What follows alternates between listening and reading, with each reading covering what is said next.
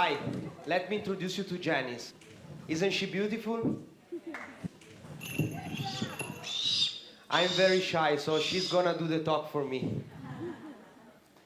Janice and I have been together for 7 months. She's an Aries hawk, and she's very, very smart. We start to having good relationship. Even sometimes she plays little trick.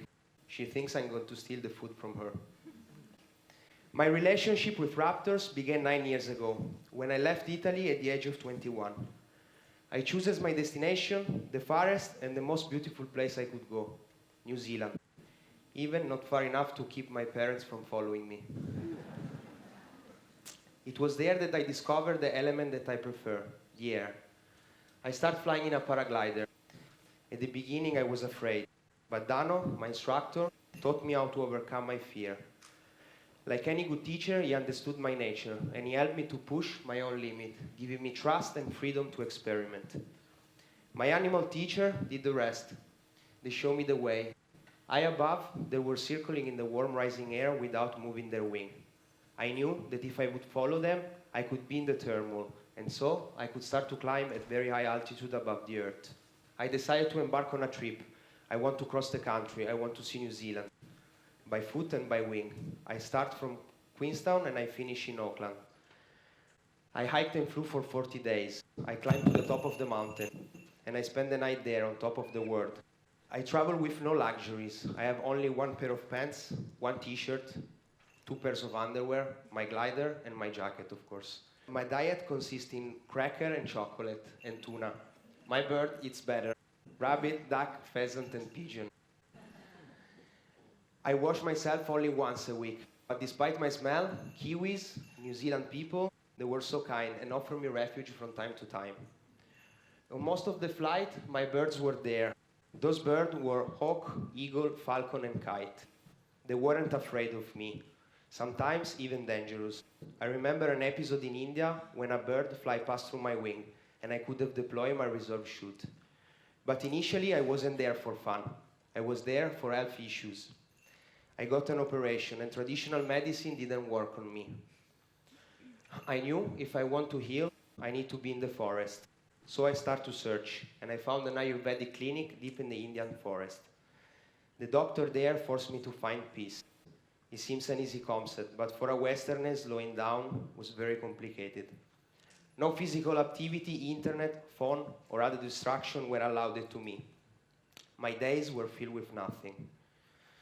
I fully trust the doctor and in nature, and by observing wildlife, I gain knowledge. Be still, do nothing, eat well. Isn't that what animals do when they aren't well? Isolate themselves and rest and do what all is necessary. I start to observing animals, and I was amazed to see the amount of time they were spending doing nothing. And raptors are the same. They spend most of the morning preening their feathers and taking the sun. Then was the time for me to go back home, and I discovered that my dad was sick with cancer. Those moments in life are never easy.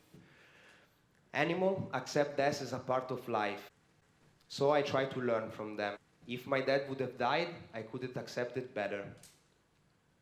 I have plenty of time off, and I could start finally to dedicate it to this wonderful art, the art of falconry. Falconry has its roots in hunting. It is the art of catching wild quarry with a trained raptor. It attempts to reproduce a natural episode where predation can also fail. It is the law of equilibrium. Sometimes the falcon wins, sometimes it doesn't. Aware we human beings, we love always to win. Since I became a falconer, I start to have a closer look in nature, and I realized that nowadays there are no more equilibrium. And so we found seagull in cities, pigeon everywhere, and with the corrosive dropping, they ruin health and monumental art. Crows and magpies, overpopulated urban area, and where before were lake, now there are dump. And we found the crown crane, another beautiful animal, resting during the migration. A falconer tried to restore this imbalance, and this is what we call bird control or pest control. My bird and I chase away seagulls that have descended in the ecological platform to eat the garbage that human society produce. But this is not a big problem. When we finish, we cover it with grass and make a beautiful golf course on top. Meanwhile, crows die in choking a piece of soap, and seagulls suffocate on plastic. Through working with animals, we hope to find solutions. In my case, raptors, falcon and hawk. Losing contact and respect for nature, we are losing part of ourselves, of our instinct, the capacity to be in harmony with the planet that sustains us. We should have a little bit of nature in our daily life and don't lose the skill to watch and learn from it. Thank you.